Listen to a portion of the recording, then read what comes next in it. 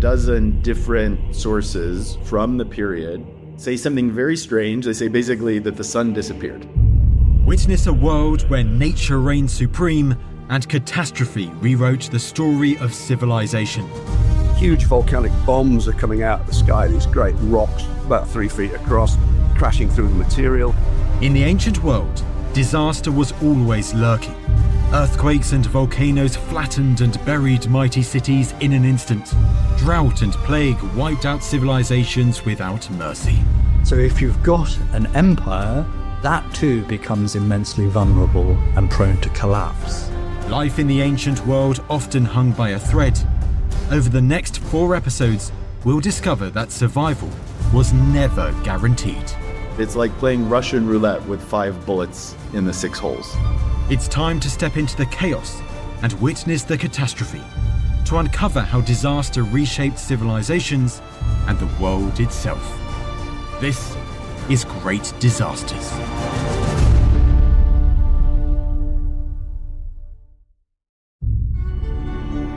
What was the worst year in human history? Well, 541 AD has a lot going for it. This was a time of bubonic plague, of volcanic eruptions, abrupt climate change, crop failures, famine, you name it. This wasn't a great time to be living in the ancient world, especially if you were in Emperor Justinian's Roman Empire.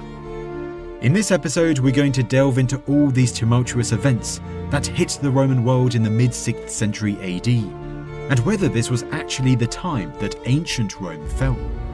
Did this mark the moment where antiquity ended and the Middle Ages began? This is the story of 541 AD, the worst year in history, episode 3 of our Great Disasters miniseries with Professor Kyle Harper.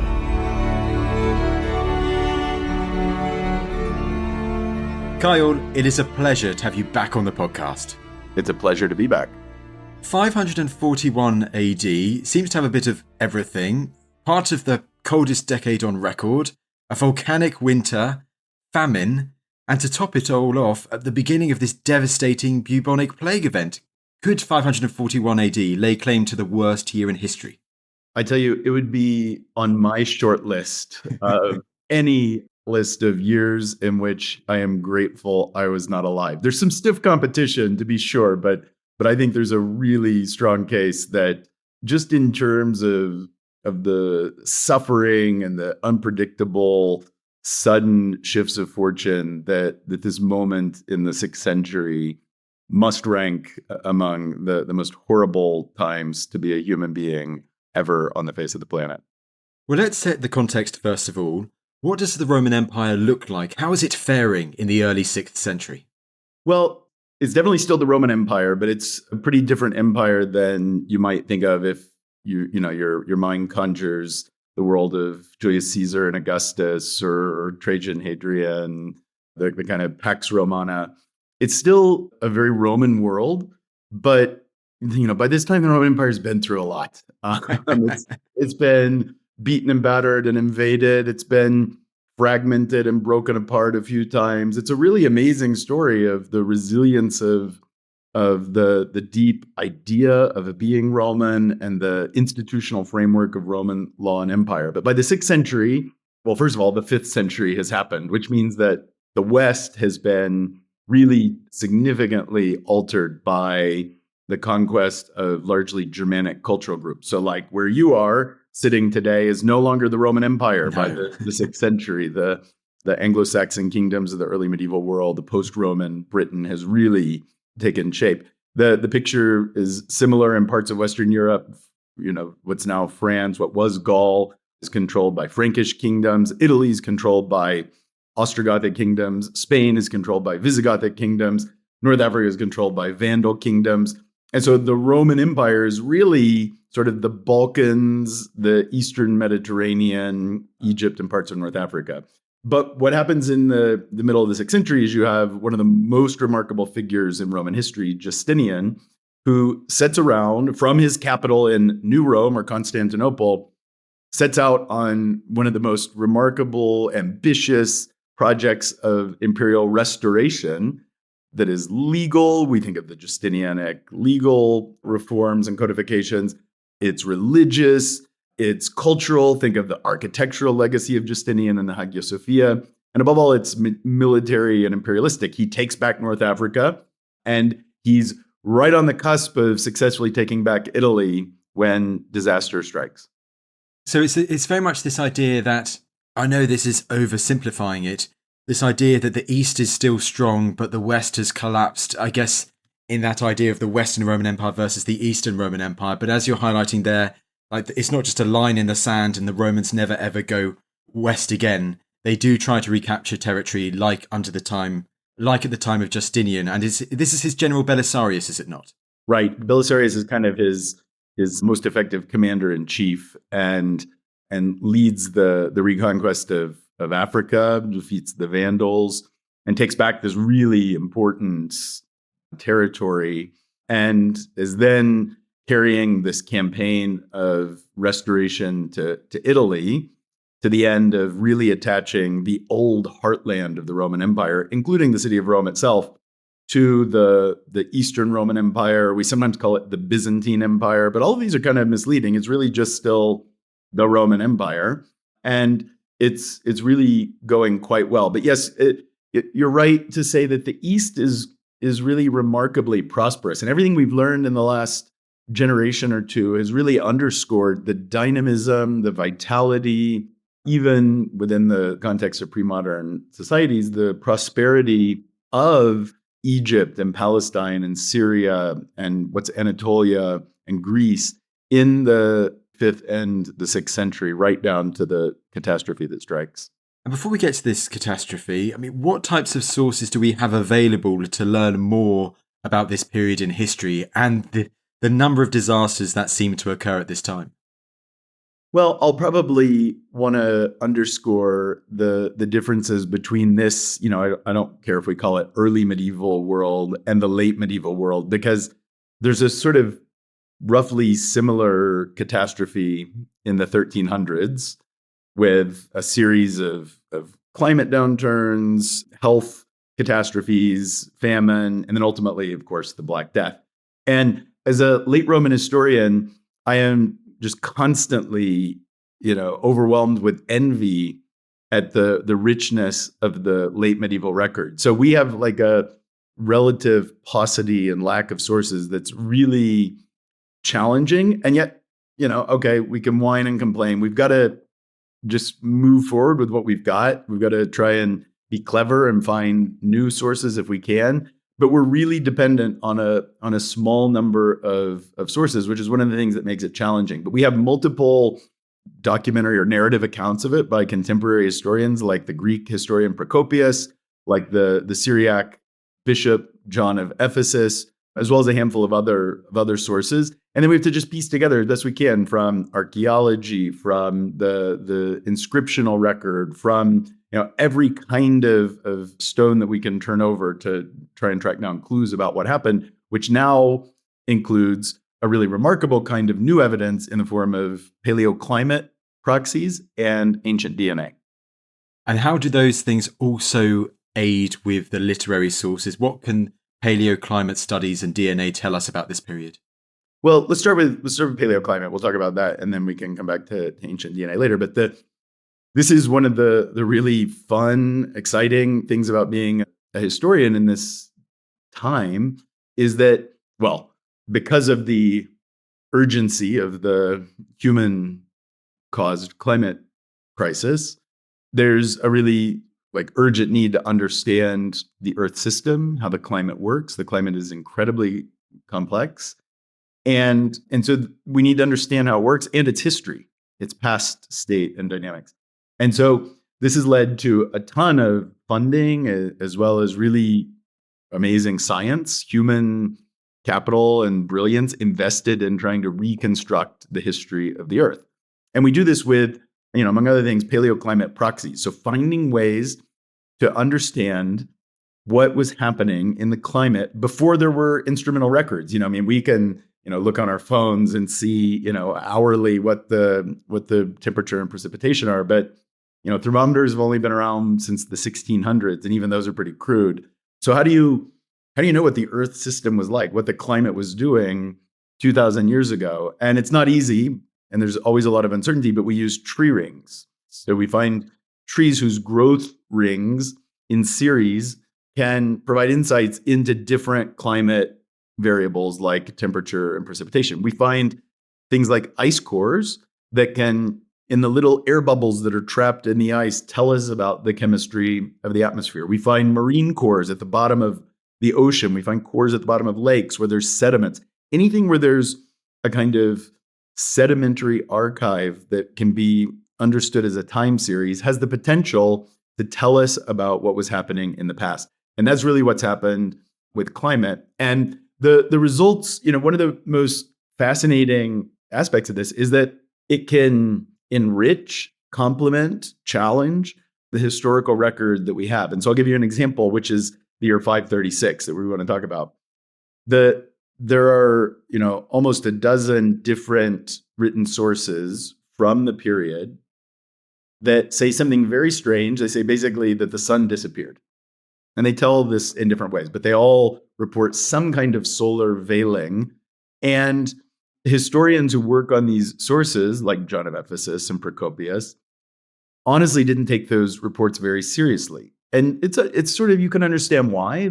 These are pre-scientific cultures. They have all kinds of, non-scientific superstitious beliefs. They see the world, and we want to try and sympathetically understand, but that doesn't mean we take their reports about the world literally. There's a world filled with demons and magic and all kinds of things. And so these reports are sitting there in plain sight saying the sun disappeared. Oh, yeah, right.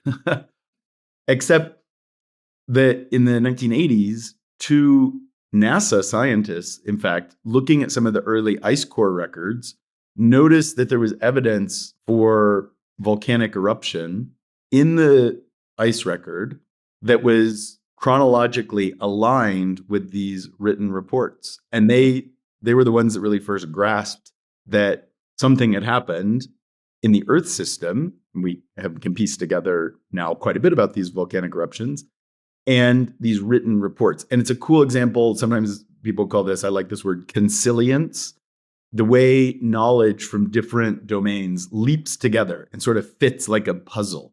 And here you have these totally independent records, the chemistry of an ice core and the Greek and Latin and Syriac texts that tell us this thing that we had, for sympathetic reasons, sort of not taken literally. And all of a sudden now we can try and read these sources sort of together to deepen our understanding of what happened. No, exactly. And this is why I'm finding this topic so interesting. It's one where it's the combination of science and ancient text to understand what they were actually talking about. So let's explore that now. You mentioned that year 536 and that idea of the sun disappearing. Caio, is this the first sign of this great impending disaster that's about to unfold? Well, yes. We should start by underscoring that the global climate system is really complex, and it changes all the time. And it changes for natural reasons, and our world is changing very rapidly because of anthropogenic greenhouse gas emissions. But it changes naturally too. And it changes for different reasons. It changes because the orbital dynamics of the Earth affect the amount and seasonality and distribution of solar radiation that reaches the atmosphere. It changes because the sun itself sort of flickers. It's more or less the solar dynamo is going through internal cycles that mean that there's more radiation arriving from the sun. The internal dynamics of the system itself are complex. So the El Nino Southern Oscillation is sort of a natural mechanism of variability. But one of the really, really powerful drivers, forcing mechanisms of short-term climate change is volcanic eruption. And we sort of come to appreciate this, that large volcanic eruptions can eject huge amounts of lots of stuff, but sulfur that gets into the stratosphere where it aerosolizes and forms like a kind of blanket, a gaseous blanket that scatters solar radiation. So it has the effect largely of cooling the planet. And there are lots of variables. It depends where the volcano is, when it erupts, what the climate is already doing. But the sort of quick and dirty mechanism is volcanic eruptions, less sunlight, more ice. And big eruptions can have big short-term effects. And what's now clear is that this period of Justinian's reign sees not just one, but actually a series of significant volcanic eruptions in 536, somewhere in the northern hemisphere, maybe Iceland, as a scientific team has proposed. And then again in 541, there's an even bigger tropical eruption.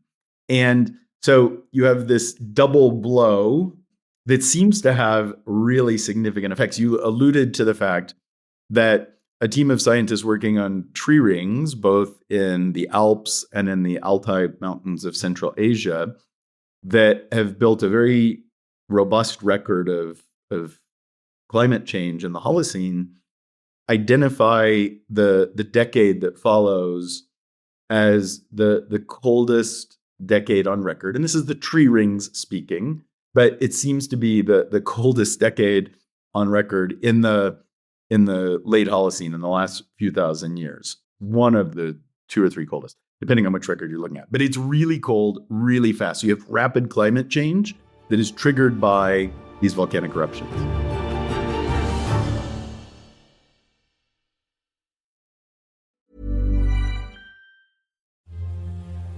The best spouse for a Habsburg is another Habsburg.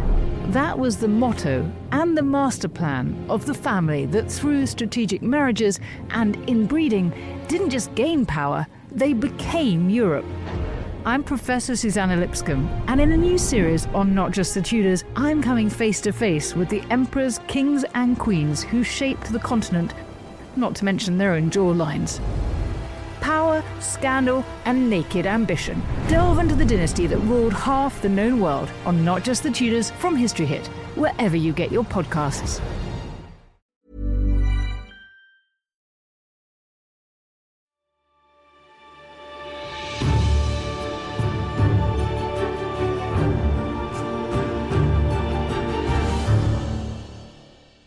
So we know then now, thanks to the science, that it was the first volcanic eruption in 536 that led to the authors like Procopius explaining that the sun seemed to disappear. And we're quite certain on that now. And also the fact that it's not this idea that the volcano covers the sun for a little bit of time and then the climate heals relatively quickly. It endures, as you said there, for a decade. So this is an incredibly significant moment, well, for the Roman Empire and for people who lived in an agricultural world. Yeah, exactly. And look, there's still, this is what makes science exciting. There's still things about this we don't understand. We don't really understand why. What is it about the volcanic eruption that seems in 536 to make it so prolonged? Why do they think that the sun is dimmed for a year and a half? Like, we don't totally understand that. What is it about the double impact of 536 and 541 that sort of makes the cooling seem so severe and last decadally? And even in some ways, and this is also still being very much debated, but the tree ring team proposed that we call this the onset of the late antique Little Ice Age. And that, in fact, it's the onset of like a century and a half of prolonged cooling. That doesn't mean it like goes to a really cold level. It just stays flat for a century and a half. But that it's generally the onset of a sort of cooler phase that really is kind of enduring. And this is certainly supported by their record, as well as some other Marine Corps records that we've worked with. So and we don't understand that. And it's kind of scary. Like, let me give you one possibility. The climate system is really complex, which means that there are all kinds of feedbacks in the system that can absorb change, that can amplify change. And one of the main feedback mechanisms is called the ice albedo feedback. And so, we all know this from walking on pavement and asphalt. Black colors absorb heat, light colors reflect heat. And this is true of the Earth's surface. If you have white, it, like ice, bounces heat back off, whereas like deep blue absorbs the heat. And so what may happen is when you get in the Holocene, when you get more cold, if the ice sheets can expand, then it's going to reflect heat and it's going to get colder. So it's an amplification. It's a feedback that churns up and causes more of whatever direction it's going. And the same it works in the other direction too, unfortunately, which is scary for us because as the ice sheets melt, the more heat gets absorbed, and particularly by the oceans, which is really kind of scary. And so it can accelerate warming too. So it's just sort of an open question where people are trying to figure out with the models, what does it really get that much colder? Does it stay colder? Are there some of these feedbacks that are possibly active? This is one of the reasons why paleoclimatology is really important, is because it gives climate scientists ways to sort of study what happens when you force the climate system, when you play around with it. But it definitely seems like this episode of volcanic triggering really represents the onset of a colder period. I mean, Carl, do we know how far and wide this volcanic veil almost, kind of covering the sun and then leading to this great decline in climate? Do we know how large a geographic area we should roughly be talking about? Is it beyond the borders of the Roman Empire too? Yeah, and this is why it matters what I said briefly earlier, that the timing and the location, especially the latitude of the volcano can really matter. And so it's, to take a familiar example, the Vesuvius eruption in the Roman Empire, the first century, that buries Pompeii in the reign of Titus. It's a huge deal if you're in Pompeii and you get buried under, you get melted by the volcano. But the Vesuvius eruption doesn't seem to have a big effect on the global climate system. It takes really big eruptions to have these kinds of effects. And it depends on where the volcano is. So if it's a very high latitude volcano, then the sulfur blanket that I described can circulate in the atmosphere and sort of stay in the hemisphere, whereas the tropical low latitude eruptions have a much greater potential to affect global atmosphere. And so the 536 volcano probably just affects the northern hemisphere, but way beyond the Roman Empire. So for the volcano to affect the climate system, it's never just like a local cloud. It's in the stratosphere and it's affecting a much broader part of the planet than just the regional area where the volcano is located. And the 541 eruption seems to have global impacts. Wow. And let's say after the 535, 536 event, do we know how long it is before Justinian seemingly revived, seemingly stable and successful Roman Empire really starts to get put under strain? Because I presume one of the biggest things that will affect it with this great decline in climate so rapidly is the availability of food, of crops. Right. And we have to remember that we're very lucky to live at a time where our agricultural system is very advanced. It's scientific, it's high yield, it's robust.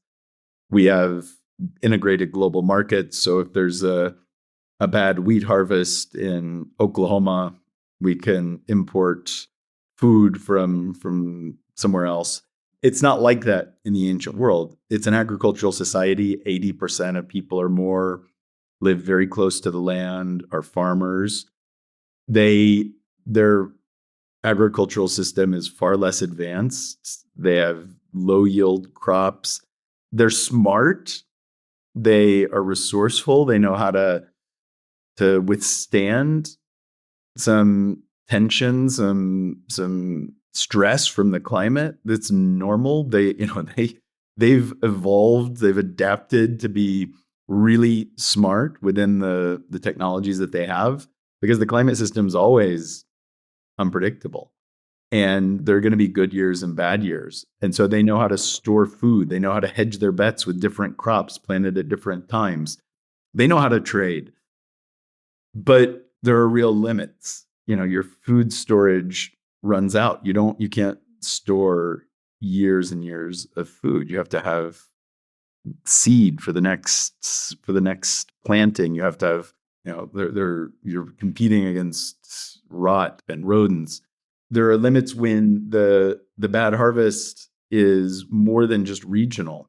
When it affects different parts of the Roman world at the same time, they can't trade because all of a sudden everybody's hungry. And so what happens is you get episodes of stress that sort of break the system, that go beyond what they're capable of sort of withstanding. And that seems to happen in the 530s and 540s. And probably some places weather it or endure it more successfully than others. Some places are more impacted than others. But what seems to happen is real famine. And it's important to underscore, because this is so unfamiliar to people who've been lucky never to experience it. But a famine is when there's a food shortage that leads to not just hunger, but mass mortality.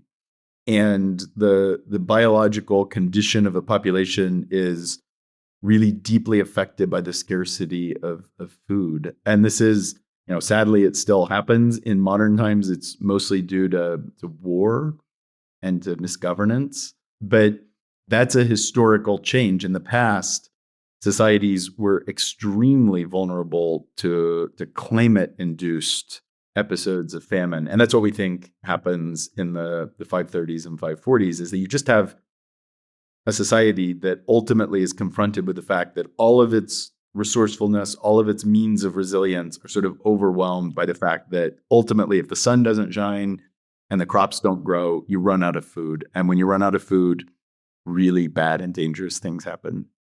Yes, nice tee up there, absolutely. But does this also affect, because we did mention earlier that General Belisarius and Justinian's plans to kind of take back control of Italy and Sicily.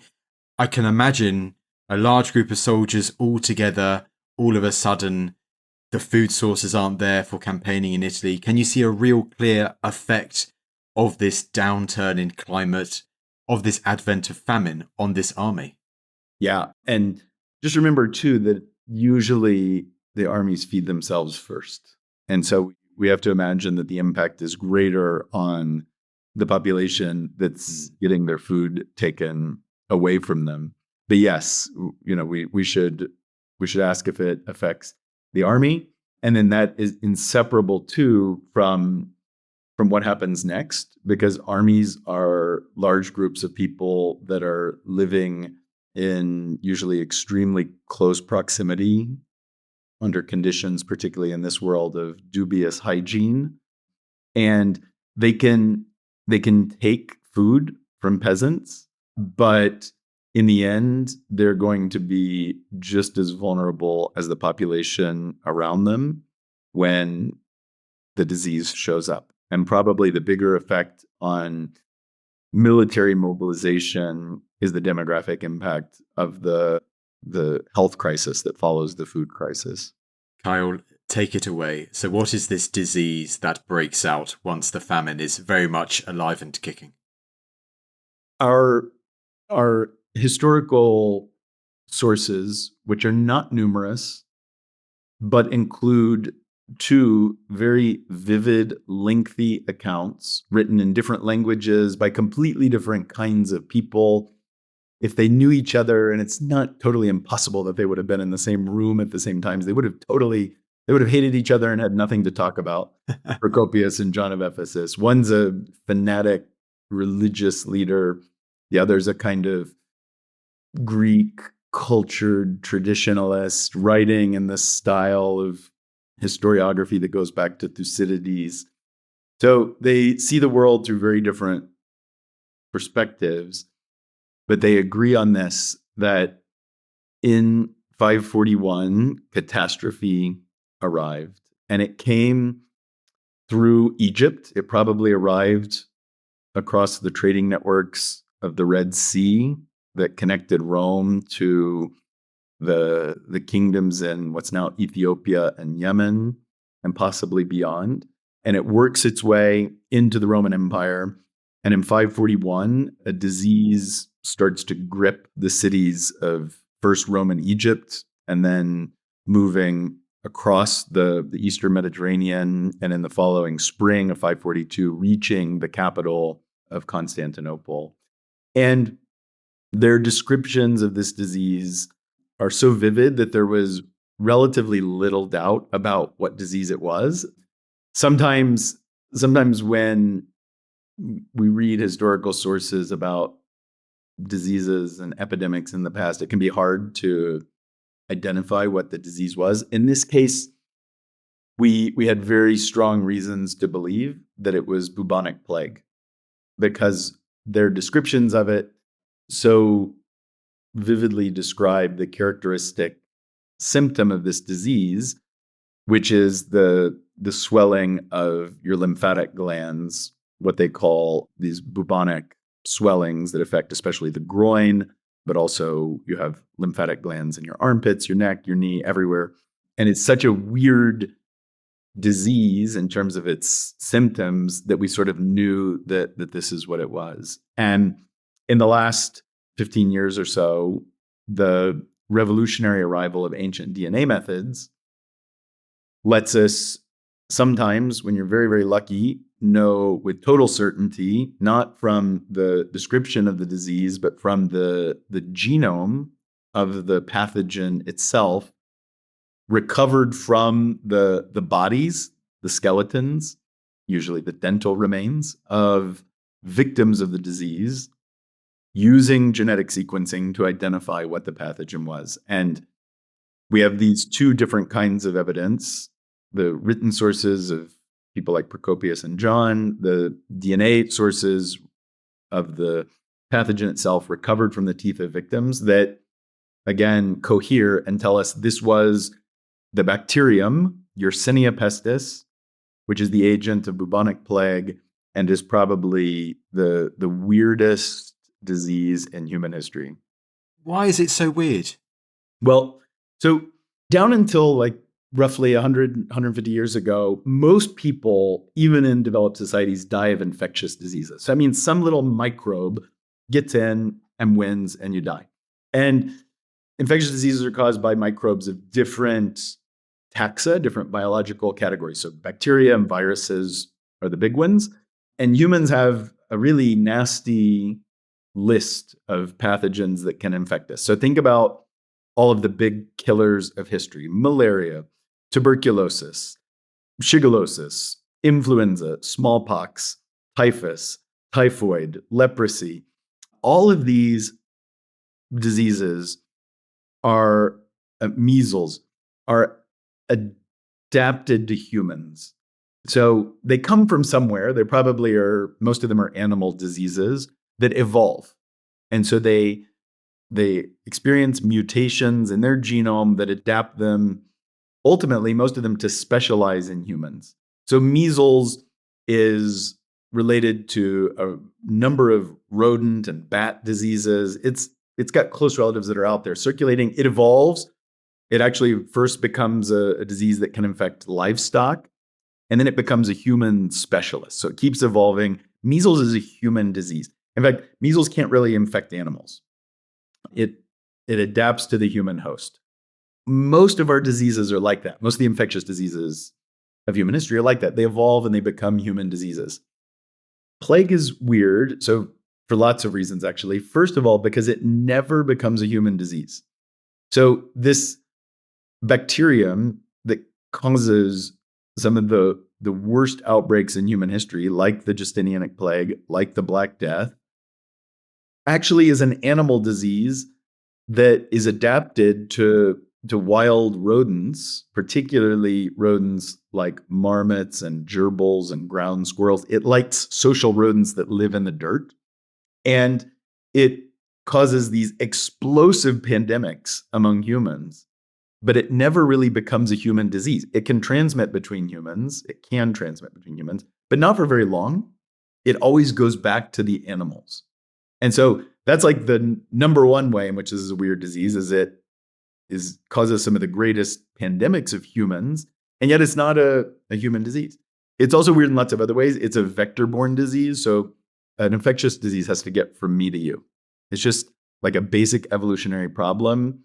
The tuberculosis bacterium, the the flu virus has to get from one host to the next. It can do this via the respiratory route. It can do it usually through the fecal oral route, meaning it goes through the digestive tract and gets from the one end to the other. And sexual transmission. So there's only a handful of ways that a pathogen can do this, but vector transmission is one of them. It's actually really hard to be a vector-borne disease. We're lucky that actually only a small subset of our diseases are vector-borne, meaning that they hitch a ride on some kind of intermediate host, like a mosquito, a flea, a louse. And there aren't as many of these kinds of diseases, but they tend to be really nasty. Malaria, typhus. These are diseases that figure out the trick of how to hitch a ride. And when they do that, they are often really nasty in the diseases that they cause. And plague is one of those. It's exquisitely adapted to use fleas, little blood-sucking parasites, as intermediate hosts. And flea-borne transmission seems to be one of the keys that makes this disease the disaster that it is.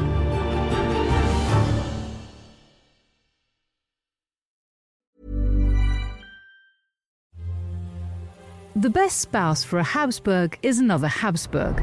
That was the motto and the master plan of the family that through strategic marriages and inbreeding didn't just gain power, they became Europe.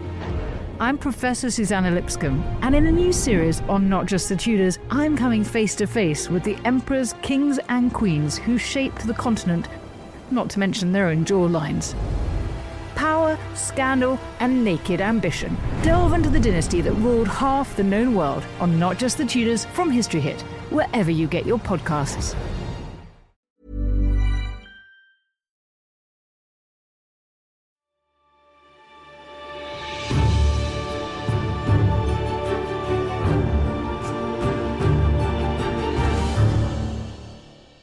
So how does the cold climate and these previous disasters, how do you think they contribute then to this rapid spread of this plague from Roman Egypt and, as you mentioned, beyond, so Ethiopia and the like, to elsewhere in the Roman Empire and beyond so quickly within a matter of years?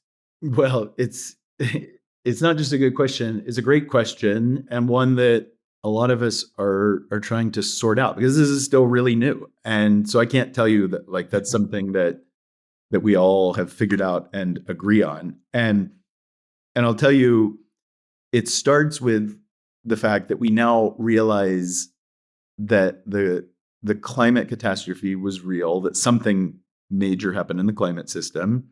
And then almost immediately, you have an outbreak of this huge pandemic disease.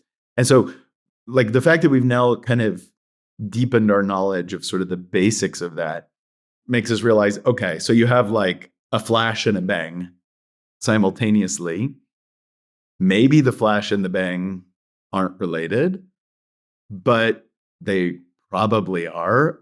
It's very unlikely that you just happen to get somebody flashing a strobe light at the same time that somebody, sets off a firecracker, right? These have to be related. You have what looks like from the tree ring records, the most severe climate anomaly of the first millennium. And what I would certainly maintain from the written records is the most severe mortality event of the first millennium. And they happen at the same time. Okay, so coincidences happen. We have to be open-minded and always scientifically a little bit skeptical, but that's too big of a coincidence. There's some link. And we don't know really fundamentally with certainty what it was. But we can make some reasonable hypotheses. And that's sort of where the field is. So did the climate perturbation, the climate shock, did it play some role in the animal part of the story? Because again, remember, plague is a weird disease because it's an animal disease. It lives in wild rodents and then it spreads through what we call commensal rodents, or rodents that live with humans like black rats. So did the plague shock affect rodents, particularly like the wild rodents? Maybe. Did the plague shock cause human groups to move? Are people starving and desperate for basic subsistence? Do they move? And does that move the disease from one place to another? Quite possibly. Does the climate shock cause famine that causes human populations to be susceptible to bad outcomes when you get infected or to greater rates of transmission? That seems very possible. And it's much investigated at the moment because we need to clarify that you're getting infected all the time. Sorry to say, all of us are. Much less than in the past. We've gotten rid of the nasty ones, but the human body, particularly in pre-modern times, is just constantly being assaulted. And your immune system is amazing. The evolution of the immune system is one of the most ingenious creations ever. And yet it's very expensive. Your immune system takes a lot of energy. And when you don't have food, you don't have fuel, you don't have energy, and your immune system becomes weaker and weaker. And this is a really fundamental ingredient of human health. And some diseases, it really affects the course of events. So like I mentioned, measles, the measles virus is a really good example. Measles is a really nasty little virus. Get vaccinated. But if you are healthy, if you're a kid, if you're a 3-5-year-old kid, and you live in the UK or America and you get lots of food and you get measles, you're probably going to live. Okay. Again, it's a nasty disease. Get vaccinated. But you're not going to die of measles the vast majority of the time. It has unacceptably high mortality rates for us not to get vaccinated. But if your body is hungry, if you're fighting off lots of other infections, measles is deadly. And so your biological status affects the clinical outcome of that disease really, really strongly. And there's a whole spectrum. Measles is sort of at one end. Your nutritional status, your biological status really affects the outcome of a measles infection. There are other diseases where your pre-existing biological status is just less important. And plague is one of those. Like, plague kills healthy people before antibiotics, by the way. This is a bacterial disease. Plague is still out there. You know, if you're in New Mexico where I am, don't mess with the prairie dogs. But if you do get plague, somebody died of plague in Arizona a few weeks ago, sadly. If you do get plague, go get treated and get antibiotics. You know, thank goodness we live in the 21st century. This disease that caused this huge pandemic is bacterial and it can be treated. But in the pre-antibiotic era, plague is not an absolute death sentence, but it's like playing Russian roulette with 5 bullets in the 6 holes. You know, most people get it and die. But what we don't understand well is exactly how much the pre-existing biological status contributes to the risk of severe disease and death. Because even in plague, I mean, I don't care. It's just basic biology. If your body is strong and well-fed, you've got a chance against any infectious disease, even plague. So plague is sort of at the other end of the spectrum from measles in that it's pretty indiscriminate. It kills rich people. It kills young people. It kills healthy people. But I don't care. If you're a population that's starving and you're confronted with an infection, then it's going to go worse than if you're well-fed. So there's no doubt that at some level, to some extent, the climate-induced famine makes these populations hungry, and that makes them vulnerable. It probably helps the disease spread because if people get sick, the bacteria multiplies in them and they become more likely to transmit the disease. And it makes it more likely that they'll die.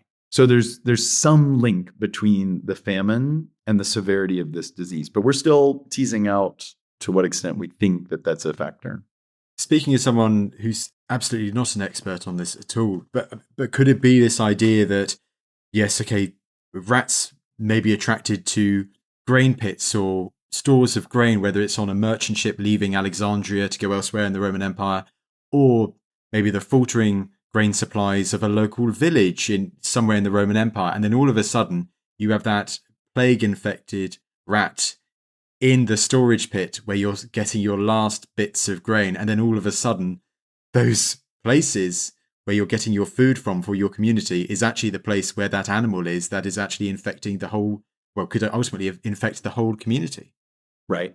And I really want to underscore that we think that this one particular rodent, the black rat, plays a significant role in the nature, the transmission of the plague.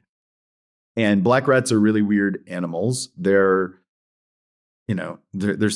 thousands of rodents in the world, and there's a handful of them that have really adapted to live with humans. The house mouse, the black rat, now the gray rat. So the gray rat has sort of taken over the niche that used to be dominated by the black rat. But these things used to be absolutely everywhere around humans in a way that's kind of hard for us to wrap our minds around. And they particularly love grain. And so one argument is that the Roman Empire, by its nature, creates an ecology that's very conducive to the spread of this disease. So the Romans, like cities, they live in a relatively, for pre-modern society, urbanized world, big cities. And cities depend on connectivity to feed themselves. This is how the Roman economy works. You have large urban centers like Alexandria, Jerusalem, Constantinople, Ephesus, where you have big populations that, of course, specialize in all kinds of production of industry and services, and they import their food from the countryside. And in the case of Constantinople, because the population is so big, they have to import grain from Egypt. And so you have an urbanized society, you have a very connected society where there's lots of food transport, grain transport in particular, storage and movement of wheat. And what loves grain? Rats, and particularly the black rat. And the black rat is also known as the ship rat. One of its names. People, didn't have the same taxonomy we had. It's perfectly willing to travel in wagons, in ships. Anywhere there's grain, there's going to be rats. And so the Roman Empire kind of, as I said, creates this ecology, the network of grain production, storage, and distribution is sort of almost designed to help the plague spread. And so there's certainly an element of this tragedy where the nature of their society and the way that it creates this network of rodents and rodent fleas sets the stage for the pandemic. And how devastating a pandemic does it ultimately prove to be, whether in a city, great city like Constantinople, or maybe let's say Belisarius's army in Italy? Just how devastating is it for this revived Justinian Roman Empire?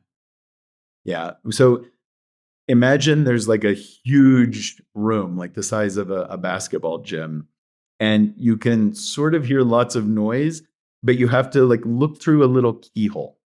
And all you can see is through this tiny little keyhole.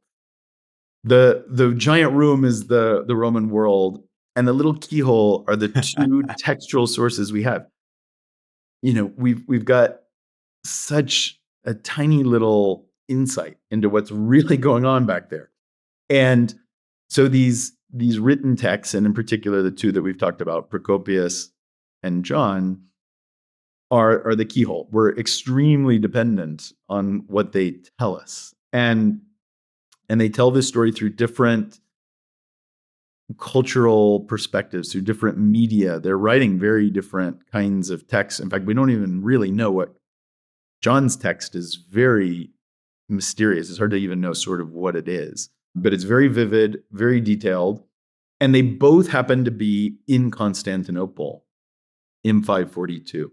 John, interestingly, is in Alexandria when the plague arrives in 541, and he leaves and he gets to Constantinople in time for the plague to arrive. So he doesn't bring the first rat across, basically. He's not the inadvertent patient zero or something. No, he's probably not the vector.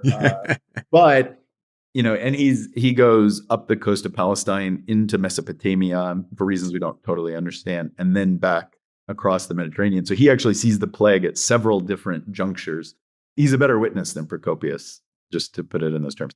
But they're both in Constantinople. That's the center of their world. It's the biggest city. It's the center of power. It's where the emperor is. It's where the culture is centered.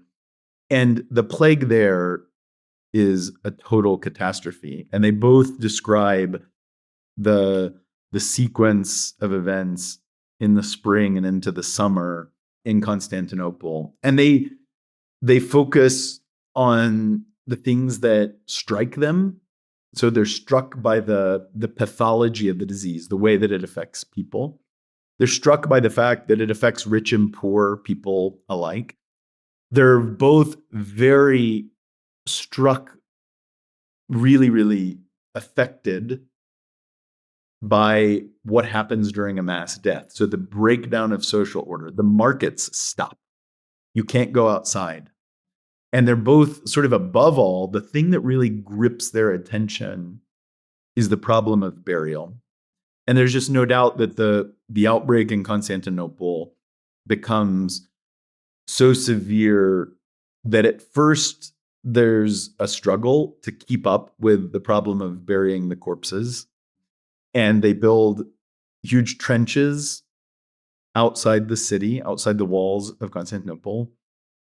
And they can sort of, for a time, keep up just by piling in bodies. And then in a later phase, so sometime in the course of the summer of 542, the city, the people that are alive can't keep up and they can't bury people. And so people are throwing bodies, they're just putting them in the street. They're throwing them into the sea, into the Golden Horn. And, both of them pretty vividly describe this. They describe like the bodies are just like bobbing back against the coast. So at some point they can't, like they fall behind and they can't even get rid of piles of bodies. And then in a third phase, sort of the emperor, who actually gets the disease but survives, orchestrates a kind of emergency operation. And they both actually fascinatingly mention the name of the official, Theodorus the Referendarius. It's kind of the emperor's secretary of letters. It's interesting. Like there's something about that detail. Like this is not the way it was.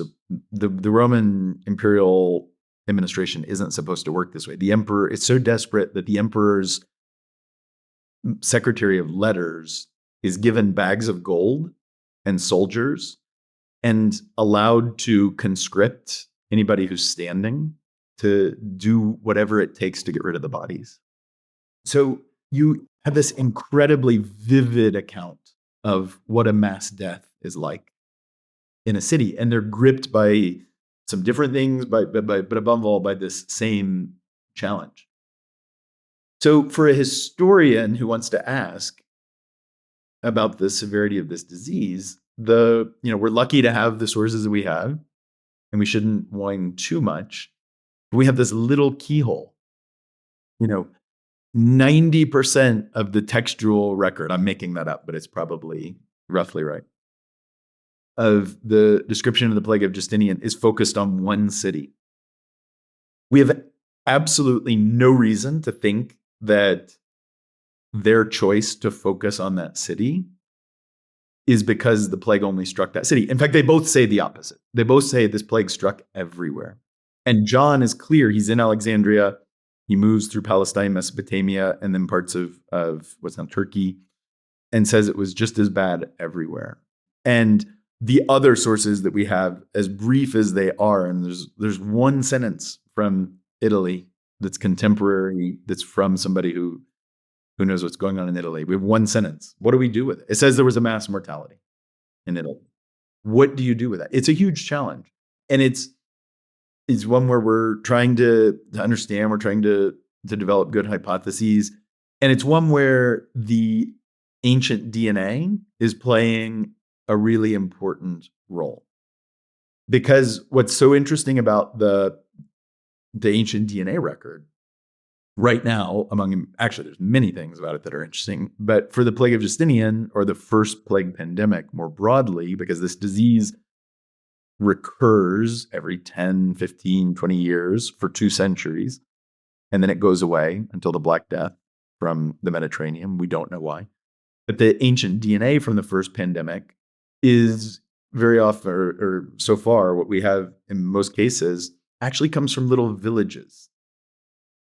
So in the UK, the positive plague samples that have been published so far come from a village that's called Edix Hill. It's in Cambridgeshire. It's outside Cambridge. This seems to be from the first wave, so it's probably from the 540s. That's the end of the world at this time.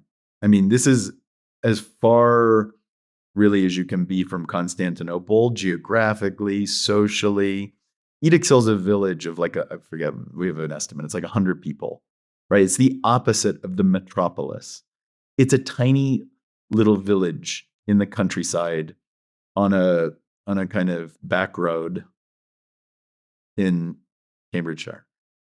If the plague made it there, that doesn't mean that it made it everywhere. We don't know enough to say that yet, but it certainly means that it could make it anywhere. If it made it there, it was capable of getting anywhere. And so we're filling in this huge gap in our knowledge where we can't see, but we're now starting to get these little clues from ancient DNA that are very powerful, among other reasons, because they come from places that are so different from Constantinople, where we have our written sources.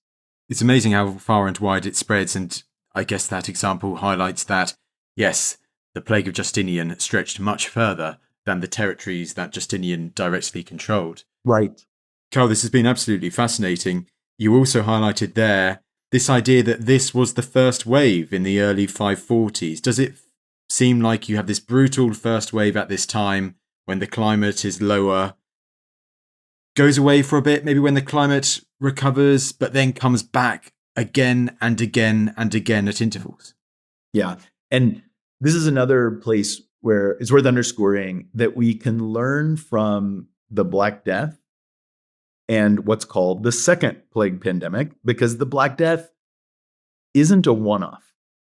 And one of the reasons why the Black Death is significant isn't just that it's so bad and it kills like half the population in huge parts of Western Asia, North Africa, and Europe, but that it's the beginning of an enduring pandemic in which the disease keeps striking. And so as bad as the Black Death was, even the Black Death, if that had just been a one-off, the populations recover. These are high mortality, high fertility societies. They can come back. They start having babies and they can build back. But wham, again in 1361, and then again and again and again, you get this just powerful disease that keeps striking. What's interesting about the plague in the second pandemic is this is debated, and it's been heavily debated, but I think we're getting close to really, really saying there's a right answer here, is that the plague doesn't keep coming from Central Asia, at least not every time. The plague is an animal disease, and when it arrives in the Mediterranean and Europe, it kills humans, but it's also moving through animals. And it can move around in animal populations, and it probably finds new rodent reservoirs, new wild rodents where it lurks, and then it moves back into human populations. Personally, I think that's what happens in the first pandemic as well. The Plague of Justinian comes, whoop, it's this disaster that strikes in 541, 542 and on. And then it goes away, for about 10, 15 years. But it doesn't go away completely. It's got to be somewhere. The bacterium is lurking, it's circulating in animals, probably in wild rodents, somewhere in the broader Mediterranean world. And then it spills out into human populations. And we don't know why. It looks to me, some of this is unpublished, there's like a very striking correlation between little episodes of climate change, even within the first pandemic, and the outbreak of disease, but we don't know enough to really say what's going on. But we do know that it's like the Black Death. It's not just the Black Death that matters. It's not just the Plague of Justinian that matters. It's the fact that this disease gets into this world, which is a human and animal world, and keeps moving around for over 2 centuries, and then it goes away. Kyle, this period in history is often seen as like on the cusp of the end of antiquity and the beginning of the Middle Ages. How big a turning point would you argue that, and I guess we say these disasters, if we also include the volcanic eruptions beforehand, how big a turning point in history is this? Could it actually be at this time that you could have the fall of ancient Rome as it was and the beginning of the early medieval Roman period? Right. I mean, these are our terms, not theirs. They don't say, oh, now we're the Byzantine Empire and it's the Middle Ages. But we use these ideas to help us sort out the balance between continuity and change. I mean, if you want to say that the Byzantine Empire is the Roman Empire down to 1453 because they call themselves Romans, absolutely down to that point, you have an argument. I mean, the Kaiser calls himself Caesar, but I'm not sure that it's really the Roman Empire.